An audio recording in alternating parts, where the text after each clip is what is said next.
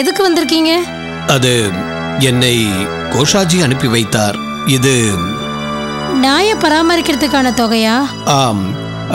அது வந்து எனக்கு சிறிது தண்ணீர் கொடுங்களேன், மிகவும் தாகமாக இருக்கிறது. நீங்க இங்கே இருங்க, நான் இப்பவே போய் தண்ணி கொண்டு வரேன்.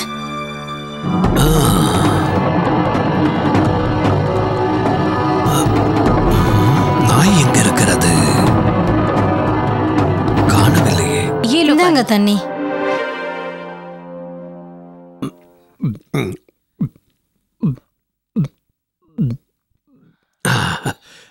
மிகவும் நன்றி. எதை பார்க்க முயற்சி பண்ணீங்க? இல்ல அங்கேயும் எங்கேயுமா பார்த்துட்டு இருந்தீங்களே?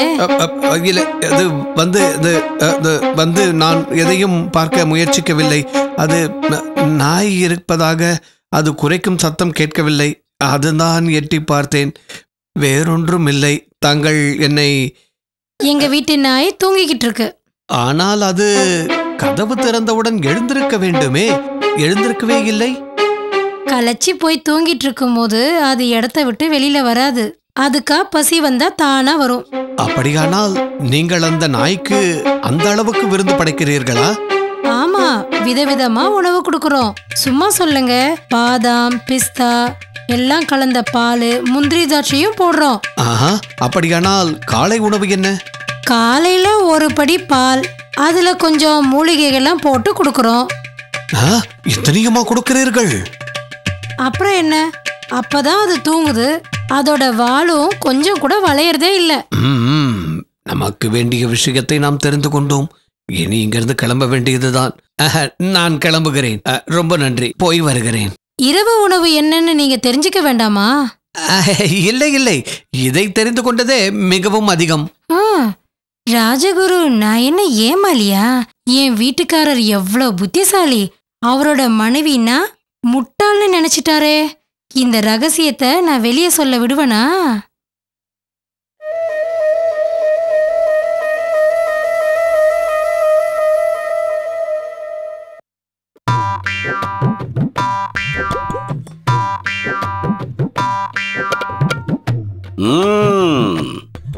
இதுதான் விஷயமா? எனக்கென்னவோ அவன் செய்வது தேவலாம் என்றுதான் தோன்றுகிறது. என் மனதில் தோன்றியதை நான் உங்களுக்கு இப்பொழுது சொல்கிறேன். இந்த நாய்க்கு வயிறு முட்ட உணவும் அதே போல் வயிறு முட்ட அதற்கு பாலையும் கொடுத்து விட்டால் அதனால் எப்படி வாளை ஆட்ட இயலும்? நன்றாக யோசித்து பாருங்கள். நீங்கள் ஒன்றும் கவலைப்படாதீர்கள், பார்த்து கொண்டே இருங்கள். நானும் நாளையிலிருந்து என் நாய்க்கு கட்டாயப்படுத்தி இவை எல்லாவற்றையும் கொடுத்து விடுகிறேன். நான் ஒரு அல்வா கொடுக்க போகின்றேன். நாய் தன்னுடைய வாளை நேராக வைப்பதற்காக. எப்படி என்னுடைய யோசனை? நானும் அதுபோல் கொடுக்கத்தான் யோசிக்கிறேன். நாம் நினைத்தபடி நடந்துவிட்டால் இந்த முறை பரிசு நமக்குத்தான் நிச்சயம். அதை நாம் மூவரும் பங்கிடலாம். 3 பேர் இல்லை, நாம் 4 பேர். பாதுகாப்பு மந்திரிக்கு இந்த ரகசியத்தை சொல்லிடலாம், என்ன சொல்ற? அப்படி என்றால் அவரிடம் ஒரு விஷயத்தை கூறிவிடுங்கள். என்ன ஒரு விஷயமா? அவருக்கு நாம் இந்த திட்டத்தை கூறுவதற்கு முன்னால் நாம் ஒரு விஷயத்தை கண்டிப்பாக அவரிடம் கூற வேண்டும். நாம் அவனோடு சமமாக இருக்க வேண்டுமா, இல்லை ஒரு படி மேல் இருக்க வேண்டுமா என்று. நாம் சமமாக இருந்தால்தான் நமக்கு வெற்றி கிட்டும். ஆமாம், இதைத்தான் நான் கூற வந்தேன். இதில் ஒரு தனித்துவம் இருக்க வேண்டும். அதிக கவனம் செலுத்த வேண்டும். யாருக்கும் சந்தேகம் வராதவாறு. சொல்ல வந்ததை விளக்கமாக சொல்லுங்கள். எதற்காக தேவையில்லாமல் சுற்றி வளைக்கிறீர்கள்? நாம் நன்றாக சாப்பிடுகிறோமோ இல்லையோ, நம்மிடம் இருக்கும் அந்த நாய்க்கு நாம் வயிறு புடைக்க சாப்பாடு போட்டுக்கொண்டே இருக்க வேண்டும். அதன் உடம்பை ஆட்டுவதற்கு கூட அது தனக்கு சோம்பேறித்தனமாக நினைக்க வேண்டும். இப்படி நாம் எல்லா வழிகளையும் முயற்சித்து பார்த்தால் மட்டுமே நமக்கு வெற்றி நிச்சயம் கிட்டும் என்பதில் ஐயமில்லை. அப்போதுதான் நம் நாயின் வால் தெனாலிராமனுடைய நாயின் வாலை விட நேராக நிற்கும் என்று நீங்கள் கூறுகிறீர்கள். பிறகென்ன, நமக்குத்தான் இந்த பரிசு கிடைக்கும். இனிமேல் தெனாலியின் வெற்றியின் மேல்தான் நமது வெற்றி நிறைந்திருக்கிறது. இல்லை இல்லை, தெனாலிராமனின் தோல்வியில் கூட நமது வெற்றி இருக்கிறது.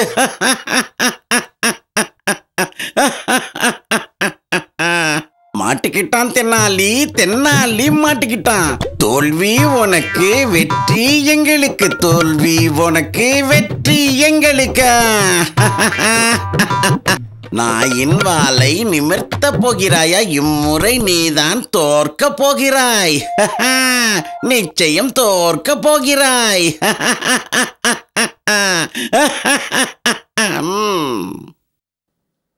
அப்படித்தான், அப்படியே தான். நானும் கடந்த 3 மாதமாக முயற்சித்து வருகிறேன். இந்த நாய்வாலை நிமிர்த்தவே முடியவில்லையே. சாப்பிடு சாப்பிடு. ஒரு வழியாக பாதி வரை முடிந்து விட்டது. இன்னும் 3 மாதத்தில் இது நேராகிவிடும்.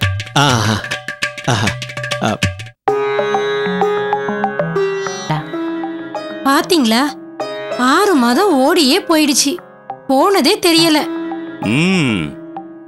இன்னையோட 6 மாசம் முடிஞ்சிருச்சு. நாளைக்கு எல்லாரும் அவங்களோட நாய்களை தர்பாருக்கு கூட்டிட்டு வருவாங்க. சரி, நான் கேக்குற கேள்விக்கு பதில் சொல்லுங்க. ஆஹா, கேளு.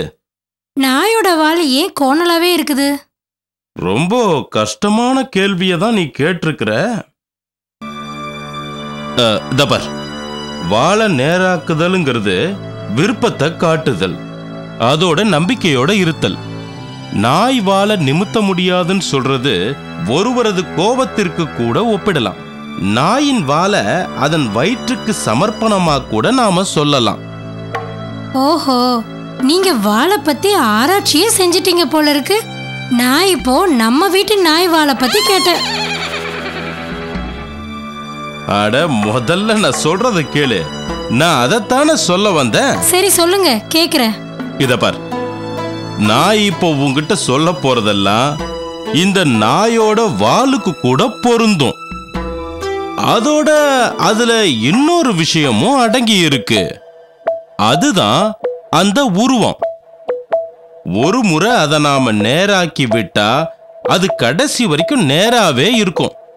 அதாவது எப்பவுமே அது ஒரே வடிவத்துல இருக்கும். ஆனா இது வேற எந்த விலங்குக்கும் இல்ல. அதோட நாயின் விசேஷ குணங்களை பத்தி எல்லாருக்கும் நல்லாவே தெரியும். அதனாலதான் இது கடவுளுக்கு இணையா கருதப்படுது. ஓஹோ. ஆனா என்ன பொறுத்த வரைக்கும் இந்த நாயின் வால் இப்படி இருக்கிறதுக்கும் தெய்வ பக்திக்கும் ஏதோ சம்பந்தம் இருக்குன்னு தான் எனக்கு தோணுது.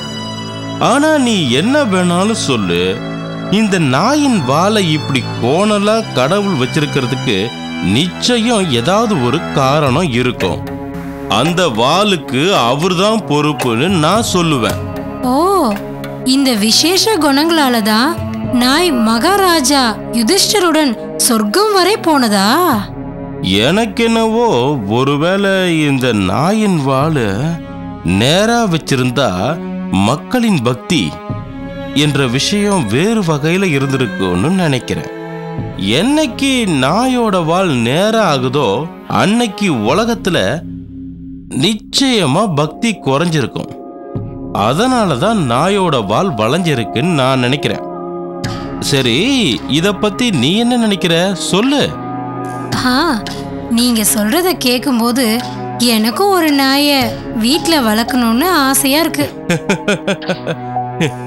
நாளைய விஷயத்துக்கு அப்புறம் நாம ஒண்ணும் இத விட்டுற போறது இல்லையே. இதையே வளர்க்கலாமே. சரிங்க.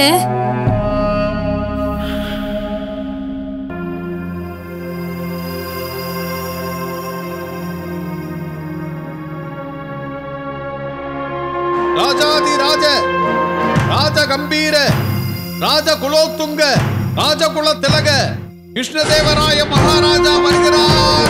பராக் பராக் பராக். மகாராஜா வாழ்க, மகாராஜா வாழ்க, மகாராஜா வாழ்க. அனைவரும் அமருங்கள். இன்று வாத வழக்குகளை ஆரம்பிக்கலாம்.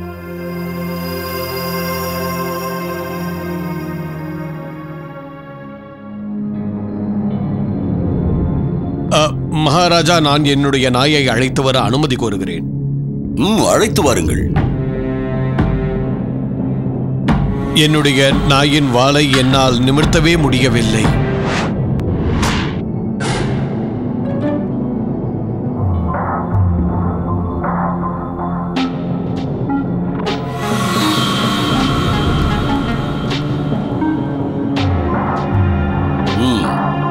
நீங்கள் உங்கள் நாயை அழைத்து வாருங்கள். இதோ மகாராஜா.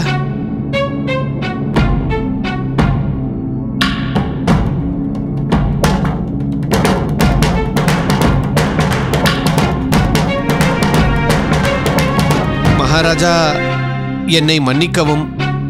என்னாலும் இந்த நாயின் வாலை நிமிர்த்தவே முடியவில்லை. காஷாஜி, நீங்கள் கூறுங்கள் மகாராஜா.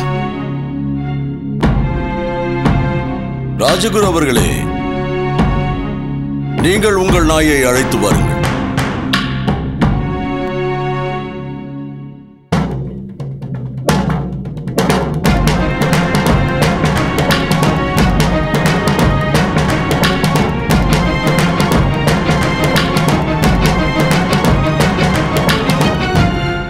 மகாராஜா அவர்களே, நாயின் வாலை நிமிர்த்தத்தான் முடியாது, உண்மை. தெனாலிராமன் கூறியது உண்மைதான் மகாராஜா. மகாராஜா, நானும் உங்க கட்டளைக்கு உட்பட்டவன் தான் மகாராஜா. நீ உன் நாயின் வாலை நிமிர்த்தி விட்டாயா?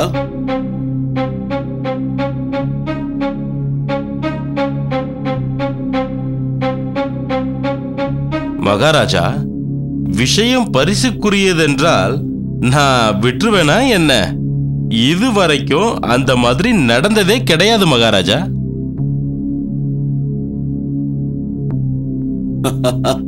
மிக்க சந்தோஷம். மகாராஜா, நான் ஒரு விஷயத்தை கூற விருப்பப்படுகிறேன். அதாவது, தாங்கள் எனக்கு கூற அனுமதி அளித்தால். அனுமதி அளிக்கிறேன் ராஜகுரு அவர்களே. மகாராஜா, உங்களுக்கே அது தெரியும், நாயின் வாலை நேராக ஆக்க முடியாது என்ற விஷயம். ஆனால் தெனாலிராமன் அன்று மனதை சீக்கிரம் மாற்ற முடியாது என்று சொன்னதால் தான் நாயின் வாலை நிமிர்த்த முடியாது என்றான். அதனால் நாயின் வாலை நிச்சயம் நிமிர்த்த முடியாதுதான். எனக்கும் அந்த விஷயம் நன்றாகவே தெரியும் மகாராஜா. தெனாலிராமன் அன்று சபையில் நாயின் வாலை நிமிர்த்த முடியாது என்று கூறினார். ஆனால் இன்றோ இவர் நாயின் வாலை நிமிர்த்தி விட்டேன் என்று கூறுகிறார். அதுதான், இப்போது மட்டும் அவர் நாயின் வாலை எப்படி நிமிர்த்தினார்? அன்று அதற்கு அதிக பரிசும் கேட்டார் அல்லவா? அதுதான். இவர் மாறி மாறி பேசுவதையே இது காட்டுகிறது மகாராஜா. எப்படியாவது தங்களிடம் பரிசு பெற வேண்டும் என்பதே இவருடைய எண்ணம். மகாராஜா, இவருக்கு பரிசு தாங்கள் கொடுக்காதீர்கள். ராஜகுரு அவர்களே, நீங்கள் சரியாக சொன்னீர்கள். தெனாலிராமா, நீ சோதனையை நிரூபிப்பதற்கு முன்னால் தோற்று போய்விட்டாய். புரிகிறதா?